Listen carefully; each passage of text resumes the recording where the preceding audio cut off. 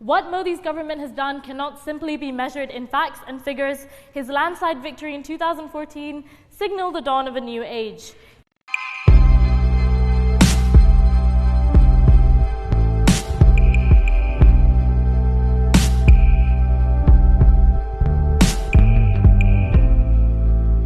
Ladies and gentlemen, I have a few disclaimers before we proceed.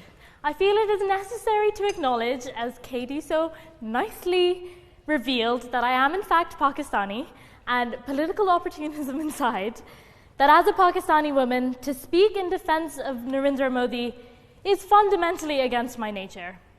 I mention this because I need you to know that I would not be speaking in opposition to this motion unless I thought it absolutely necessary. I suspect many of us on this side of the aisle will be taking a limited view on what qualifies as confidence, but I must stress that there is still the essence of confidence nonetheless. I speak because I truly feel that to vote no confidence in Modi's government is to vote no confidence in the voice of South Asia, a concern that unites both India and Pakistan. I'm not an apologist, and despite what the proposition pushes forth, there is evidence of unfairly discredited success on Modi's part. The promise of 10 million jobs that has been widely criticized, as revealed by the BBC, was never actually stated by Modi. Nevertheless, he certainly did promise to create a lot of jobs and was limited in his success. In my eyes, however, he rightly states that we should look to the informal sector of the Indian economy before concluding on the realities of unemployment. Although he has been criticized for his assertion, I see much truth in the fact that to discount the pakora seller on the side of the road is to discount much of the South Asian economy. Positive hopes for employment are on the rise, with 60% of individuals, and that's Pew Research Center, that's not his fake news, believing that Modi will deliver with more time to do so. More pertinent to myself and to those here, Modi's Act East policy displays that he is not willing to shy away from challenging China's attempts at becoming a superpower. Modi has shown inwards and outwards that India will no longer be non-aligned. India under Modi aggressively fought for the new Silk Roads to find their base not in the heartlands of China, but in the Punjab. He has made a name for India, its own name, divorced from the Raj, divorced from the West, that is assertively Eastern and successful. What Modi's government has done cannot simply be measured in facts and figures. His landslide victory in 2014 signaled the dawn of a new age. He is a son of a chaiwala, a tea seller, that has climbed his way to the top of what I must stress again is an unbelievable web of individuals. Modi shocked the system of cobweb dynastic politics, and his name continues to be synonymous with change for young middle-class Indians today.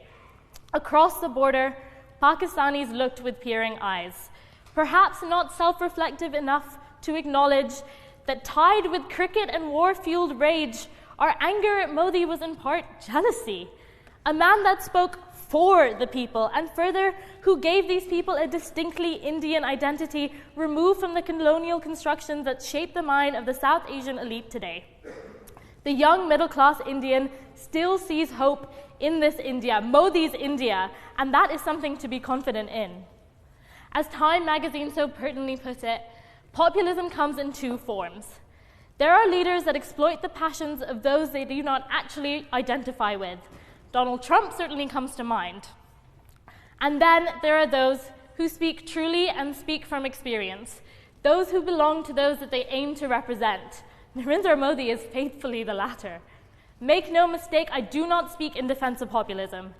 Again, Modi's direction of populist fervor, particularly towards Muslims, has been more than reprehensible. But to vote no confidence would be to ignore the tides of our times.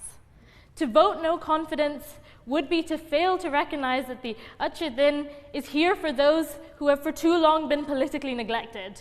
To vote no confidence would be to hypocritically overlook the rise of populism from west to east. I am not asking you to accept the fate of a populist world.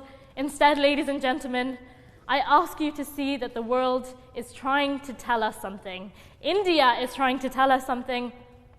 And whether we like it or not, they are attempting to shout that the status quo is not enough.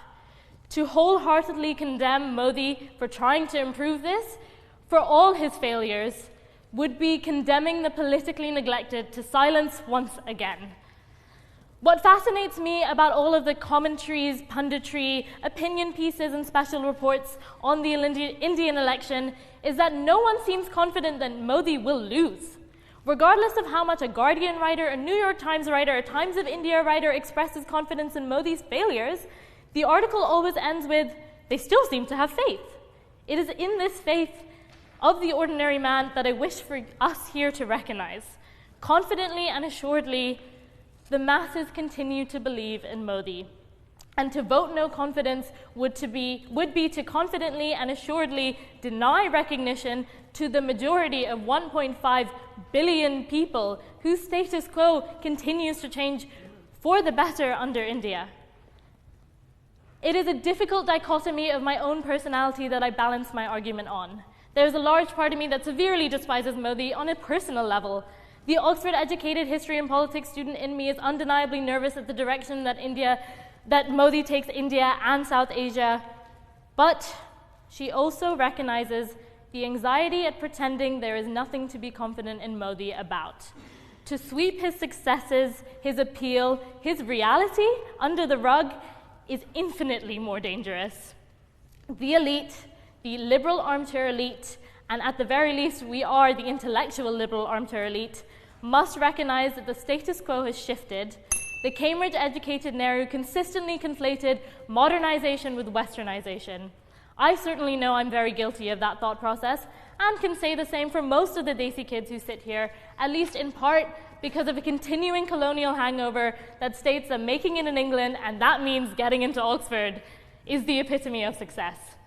I do not mean to discredit the opinions of my incredibly smart fellow students, nor the political and intellectual elite that sit facing me today.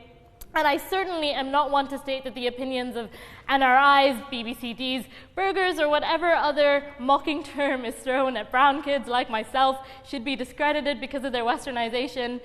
But by the same token, we all must come to realize our level of detachment. Popularity does not necessarily bring quality, but it would be an injustice not to recognize the belief in Modi that the Indian nation has. To vote no confidence would be entirely and wholeheartedly failing to do so.